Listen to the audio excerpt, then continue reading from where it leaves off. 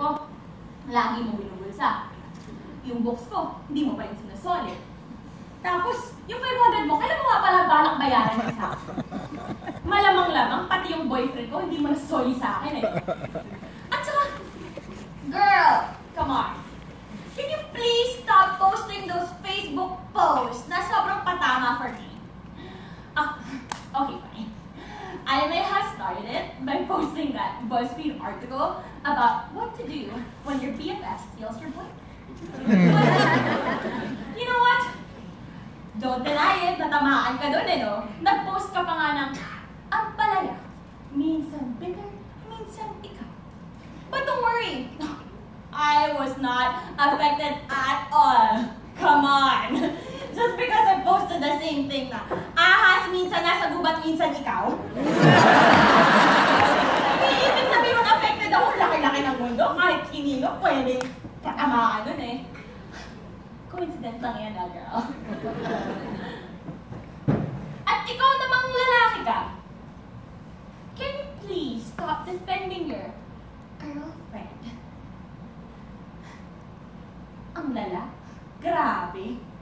And please stop making me stop posting those one more chance quotes.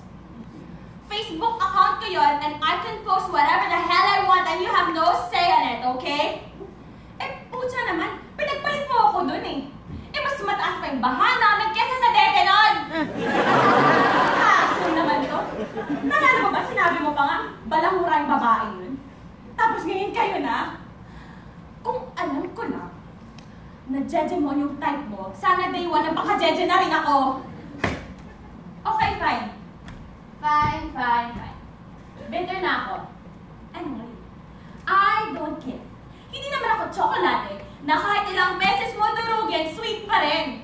And, come on! What do you expect? Minahal kita at ginago mo ako. Anong gusto mong gawin ko? Magpa-Zumba party?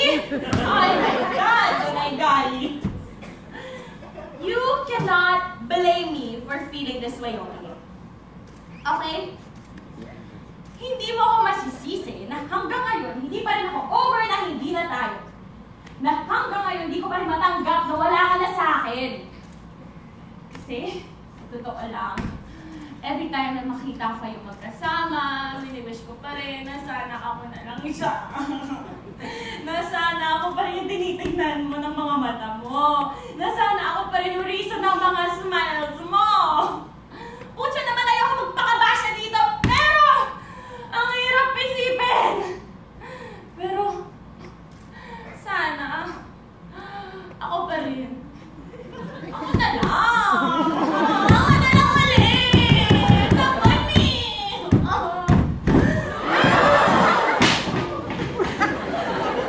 Ay, pati siya, bitter rin. Well, hirap naman ito. Alam mo, hindi mo masisisi na hanggang ngayon ganito pa rin ang feeling ko eh. Ang hirap tanggapin.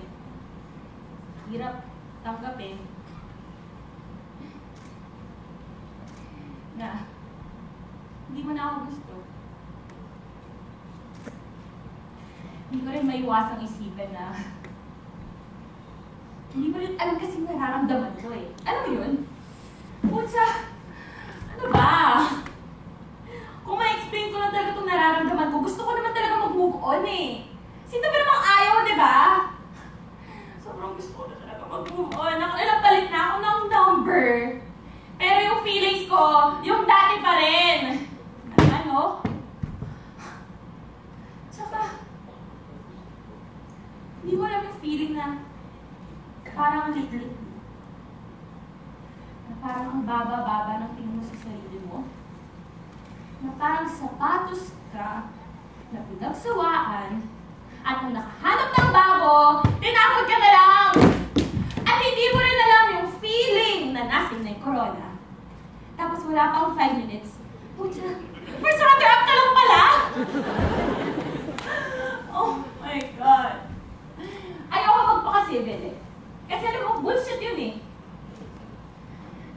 Kasi, sa totoo lang,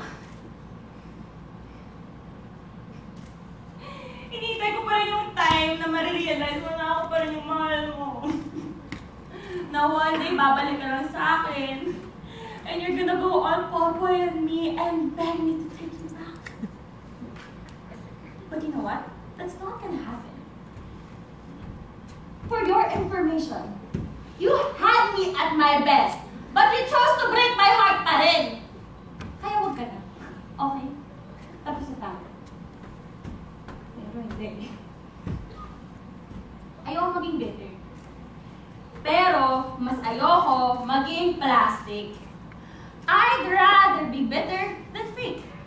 Ito yung totoo kong nararamdaman. So, I'll embrace it. Because you know what? It's okay not to be okay.